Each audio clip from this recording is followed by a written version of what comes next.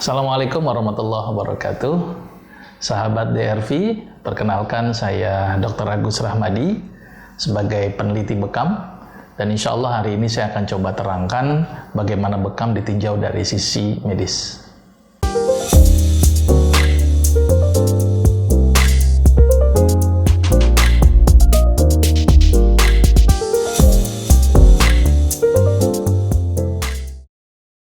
Ya, bekam ini memiliki banyak nama. Ya.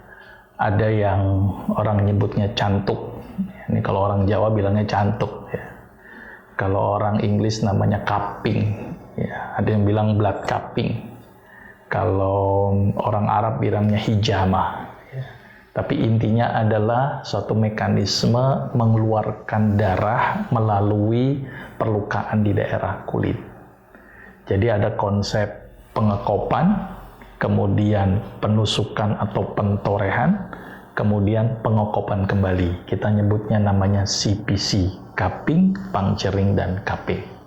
Nah, bekam ini sebenarnya sudah ada sejak zaman dahulu, ya, dari Babilonia, Mesir, Cina, sudah ribuan tahun sebelum Masehi, dan kemudian berkembang sampai saat ini. Dan dulu dianggap bahwa pengobatan bekam adalah pengobatan yang tradisional atau sekedar alternatif. Tapi sekarang sudah banyak penelitian-penelitian ilmiah yang menunjukkan tentang manfaat bekam. Ditinjau dari respon seluler, respon molekuler, bahkan sampai untuk ke arah klinisi. Maka itu penelitian-penelitian ini cukup banyak. Bahkan ada yang levelnya RCT, Randomized Control Trial. Dan itu banyak kasus yang bisa diobati dengan bekam. Misalnya untuk respon nyeri, contohnya, ya, untuk kasus migrain dan sebagainya. Artinya penelitian-penelitian bekam ini sudah sangat ilmiah. Dan alhamdulillah saat ini kami sudah mendirikan suatu perhimpunan di mana perhimpunan ini terdiri dari para dokter-dokter, kita nyebutnya namanya Perhimpunan Dokter Bekam Indonesia yang disingkat dengan PDBI. Di sini dokter ini berkumpul untuk melakukan pembahasan-pembahasan, kemudian penelitian-penelitian dan menginformasikan kepada masyarakat bahwa ini bekam sangat luar biasa. Maka itu bekam ini sudah ranahnya sudah mulai lebih tinggi lagi. Jadi tidak hanya sekedar pengobatan yang bersifat tradisional, tetapi sudah dengan bukti evidence base. Jadi sudah ada bukti-bukti ilmiah. Nah, sedikit saya akan coba terangkan bagaimana mekanisme bekam ini sendiri. Jadi kita tahu bahwa bekam ini adalah membekam di daerah kulit. Kulit itu dibekam. Ya, kita tahu bahwa kulit itu tersusun atas sel-sel kulit, di mana sel-sel kulit itu dikasih makan oleh pembuluh darah yang namanya kapiler. Ya, jadi kulit dikasih makan dengan pembuluh darah kapiler. Kenapa saya bicara kulit terlebih dahulu? Karena bekam harus membekam di daerah kulit. Maka itu saya bicara kulit. Dan kulit merupakan organ yang terbesar dari tubuh manusia. Maka jumlah sel kulit pun juga cukup banyak. Dan kulit itu pun ada sel-sel kulit yang dikasih makan oleh pembuluh darah yang namanya kapiler. Nah, pembuluh darah ini ngasih makan ke sel kulit. Ya, sel kulit itu pun juga mengalami proses metabolisme sehingga juga menghasilkan sampah. Jadi ada satu proses di mana kulit dikasih makan, sel kulit dikasih makan, tetapi kulit juga mengeluarkan sampah. Nah, saya bicara level yang lebih seluler lagi. Nah, si kapiler itu dalam memberi makan, ya, itu lewat rembesan endotel. Jadi dia merembes, ngasih makan, isinya apa? Ada oksigen, ada glukosa, ada asam amino. Kemudian sel mengalami proses metabolisme, menghasilkan sampah-sampah sisa metabolisme, CO2, air, dan sebagainya. Nah, pada proses pemberian makan, kemudian menghasilkan sampah itu ada satu daerah, namanya daerah interstisial atau antar sel ada daerah. Disitulah terjadinya pengumpulan dari makanan dan sampah metabolisme. Dan kemudian dari kapiler ngasih makan dan sampah keluar menuju yang namanya venula. Kapiler, venula. Ada satu daerah namanya interstisial. Nah, proses bekam ternyata menyebabkan tekanan negatif pada kulit, sehingga kulit menjadi naik, sehingga apa yang terjadi? Terjadi peningkatan cairan interstisial. Karena tadi di kop tekanan negatif, cairan dari sirkulasi darah kapiler masuk ke interstisial menjadi meningkat. Sampah pun yang seharusnya terbuang karena di kop, maka dia akan terhambat untuk proses pengeluarannya, sehingga ngumpullah cairan interstisial yang meningkat di daerah yang namanya interstisial. Jadi di kop berarti terjadi akumulasi cairan interstisial.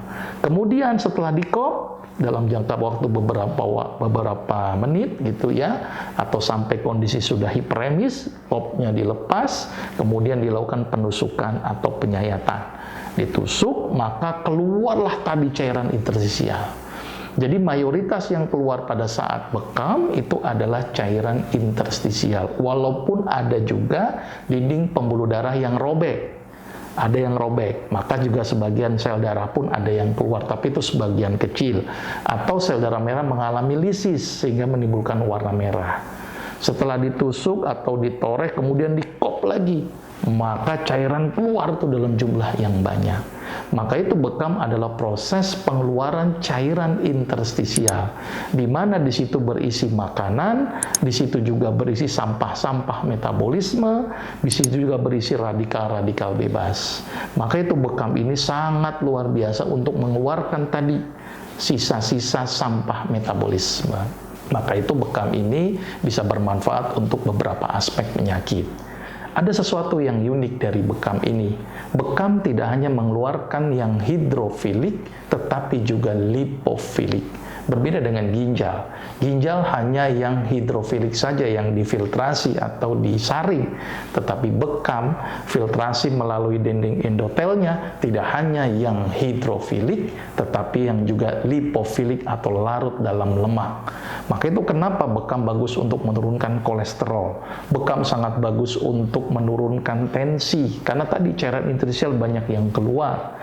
Bekam juga bagus untuk menurunkan asam urat. Bahkan ketika bekam, nah ini yang cukup unik, terjadi respon inflamasi. Karena ditusuk, karena ditoreh, maka bekam membuat proses peradangan buatan, atau kita sebut namanya artificial inflamasi. Jadi peradangan yang dibuat. Karena dibikin radang, maka menyebabkan respon imun menjadi berespon. Makrofag jadi aktif, monosit keluar, sel mas mengeluarkan histamin, dan mengeluarkan sitokin karena dibikin peradangan lokal. Maka itu bekam sangat bagus untuk meningkatkan respon imun. Selain itu juga ternyata bekam tidak hanya tadi sebatas meningkatkan respon imun. Ternyata setiap ada yang luka ya, maka akan terjadi produksi yang namanya nitric oxide. Nitric oxide ini berperan untuk apa? Vasodilatasi pembuluh darah. Jadi pembuluh darahnya pun juga menjadi melebar, gitu ya. Di samping itu juga bekam juga mengeluarkan radikal bebas. Maka itu bisa mereduksi radikal bebas yang dihasilkan dari dalam tubuh. Jadi kesimpulannya adalah bekam sangat luar biasa dari sisi ilmiah. Ada satu lagi yang cukup menarik, ternyata aktivasi endorfin. Dengan rangsang nyeri, maka endorfin di otak menjadi keluar karena untuk menghambat substansi P yang dihasilkan dari nyeri, ditambah lagi ada sel keratinosit yang memproduksi beta endorfin. Jadi ternyata beta endorfin ini juga teraktivasi dengan adanya rangsangan bekam. Nah, ini gambaran sedikit bagaimana mekanisme bekam ya secara ilmiah. Jadi terjadi penumpukan cairan interstisial kemudian dibuang, sampah-sampah metabolisme juga dibuang, terus kemudian respon inflamasi jadi meningkat, aktivasi nitric oxide, dan keluarnya radikal-radikal bebas.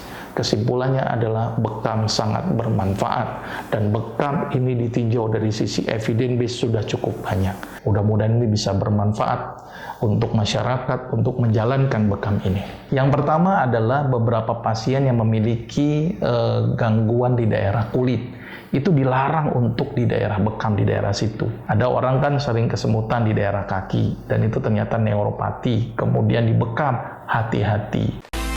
Dapatkan informasi medis langsung dari Dr. Vito dengan subscribe channel YouTube ini. Anda juga bisa membagikan semua informasi berharga di sini dengan cara share ke teman-teman atau kenalan Anda.